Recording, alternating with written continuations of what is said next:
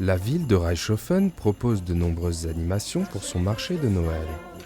Le premier dimanche de l'Avent, nous pouvons voir les enfants préparer des décorations pour la forêt de sapins.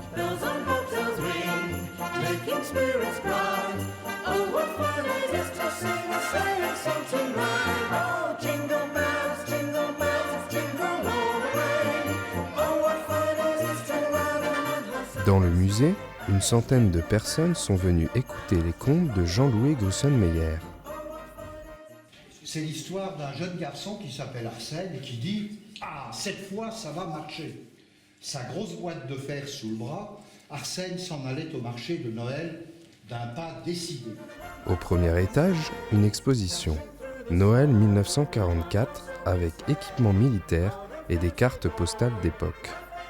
À l'église, remplie pour l'occasion, les enfants des écoles Pierre Deleuze et François Grussenmeyer présentent une histoire de cailloux, un conte chanté sous la direction de Marie Volgringer de l'école de musique cantonale.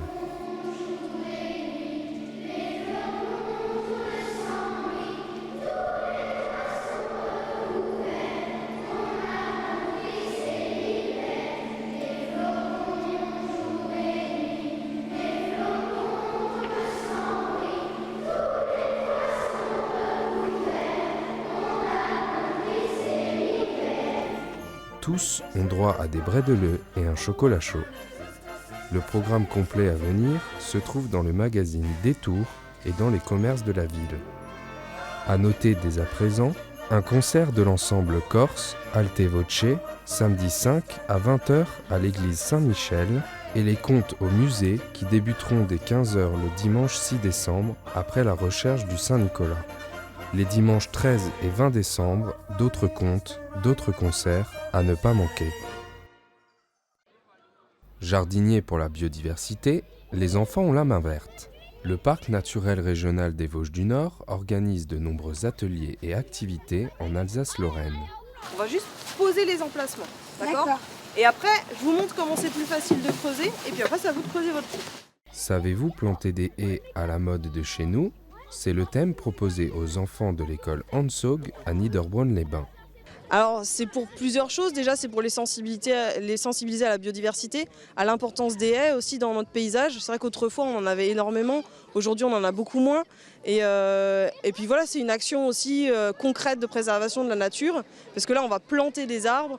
Et moi je trouve que c'est vraiment génial de se dire qu'ils pourront revenir dans 20 ans avec leurs enfants à l'école et leur dire voilà, cet arbre-là c'est moi qui l'ai planté. Les élèves de la classe de CM1 ont simulé un conseil municipal pour décider de la plantation d'une haie champêtre. En fait, plusieurs propositions ont été faites et après on a dû choisir. Il y en a qui ont demandé plusieurs haies pour les animaux et d'autres un peu moins pour certains animaux. Et quel est l'intérêt de mettre une haie par exemple ? Est-ce que ça tu as retenu ?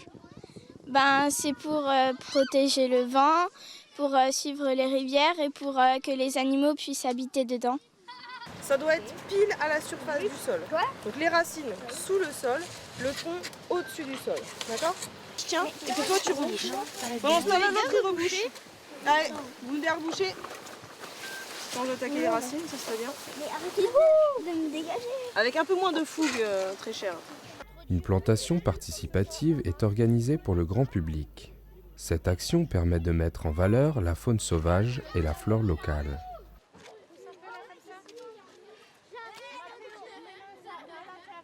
L'école est là pour apprendre les valeurs de la République aux enfants. Suite aux attentats du 7 janvier, les élèves se posaient beaucoup de questions. Parmi elles, qu'est-ce que le principe de laïcité ? Ils n'ont pas toujours compris ce qui s'est passé en janvier. Beaucoup venaient nous dire « Madame, c'était qui Charlie ?» Du coup, il a fallu aussi qu'on mette en œuvre ce travail pour bien leur faire connaître la laïcité. Encadrés par leur CPE, les délégués de classe se sont appropriés ces notions de laïcité et ont organisé un débat lors des portes ouvertes du collège en juin dernier. Un sujet d'actualité puisque le 9 décembre est désormais journée nationale de la laïcité. On a les grandes dates de la laïcité, on a les grands personnages de la laïcité, les particularités de la laïcité. Ce débat s'appuie sur les intervenants de la LICRA du Bas-Rhin. L'objectif, c'est qu'ils arrivent à se forger leurs propres idées. C'est d'ailleurs l'objectif de l'école, C'est la différence entre l'instruction et l'éducation. L'éducation, c'est le rôle des parents. L'instruction, ça c'est plutôt le rôle de l'école. On ne vous dit pas le bien et le mal, donc c'est ça aussi le principe de laïcité. Vous devez vous faire votre propre idée. On vous donne tous les instruments, on vous donne la culture générale, on vous donne les informations pour que vous fassiez votre propre idée. Un État qui dit Dieu n'existe pas et on ne veut pas entendre parler de religion. Est-ce que c'est un État laïque ? Non, pas vraiment. Ces notions complexes nécessitent un travail de longue durée. Mais ça veut dire quoi, théocratie? C'est un régime politique qui est religieux. La difficulté du débat sur la laïcité, c'est qu'effectivement, en apparence, tout le monde dit être pour. Sauf que tout le monde ne met pas les mêmes mots derrière. Certains, pour stigmatiser les étrangers, vont dire que c'est au nom de la laïcité. Évidemment, c'est une supercherie. On n'utilise pas la laïcité pour exclure un groupe. C'est simplement une règle politique, institutionnelle, pour pouvoir tous vivre ensemble. Juger les gens pour leur religion alors qu'ils ne l'ont pas choisi, c'est quand même injuste. Et il y a encore plein de choses sur quoi les gens sont jugés. Et la laïcité, elle est là pour nous protéger en fait de toutes ces méchancetés. Le débat est l'occasion de pousser la réflexion avec un objectif, bien vivre ensemble.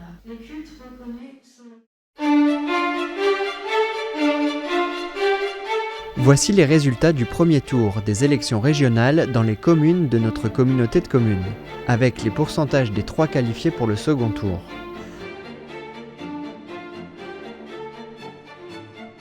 À noter que dans de nombreuses communes, les régionalistes arrivent en 3e position et que seuls Niederbronn-les-Bains et Winstein n'ont pas placé le FN en tête.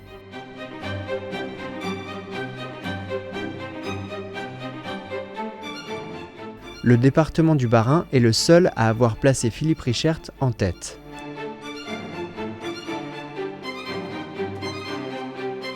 Le second tour aura lieu le 13 décembre. Reste à savoir si les listes bougeront d'ici là.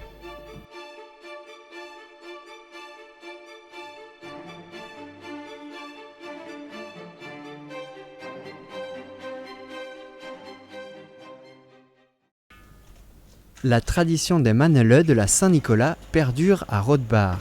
Les catéchumènes prennent les commandes dans le village. Ils passent chez les gens et il y a une date précise où il faut qu'ils nous disent combien pour qu'on voit quand même si on a de la place et tout. Ainsi, le fournil d'André fabrique plus de 1000 pièces. Et tout ça fait main et façonné à la main.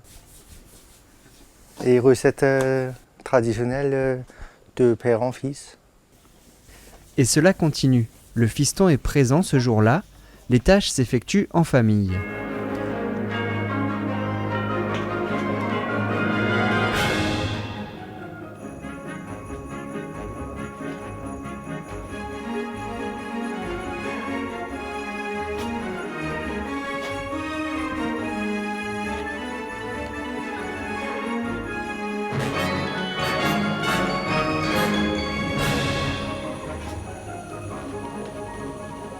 Thibaut façonne les Mannele comme son père, 3 coups de lame et les bonshommes prennent forme. Des formes, André aime en faire de toutes sortes, pour les grandes occasions comme ce bretzel du Nouvel An, ou encore pour la paroisse protestante avec ses pains sculptés. Lors des Saint-Étienne, on leur offre le pain décoré. En quelques minutes, les Mannele sont prêts, 10 minutes de cuisson et un peu de jaune d'œuf et de sucre et ils seront dégustés pour la Saint-Nicolas le 6 décembre.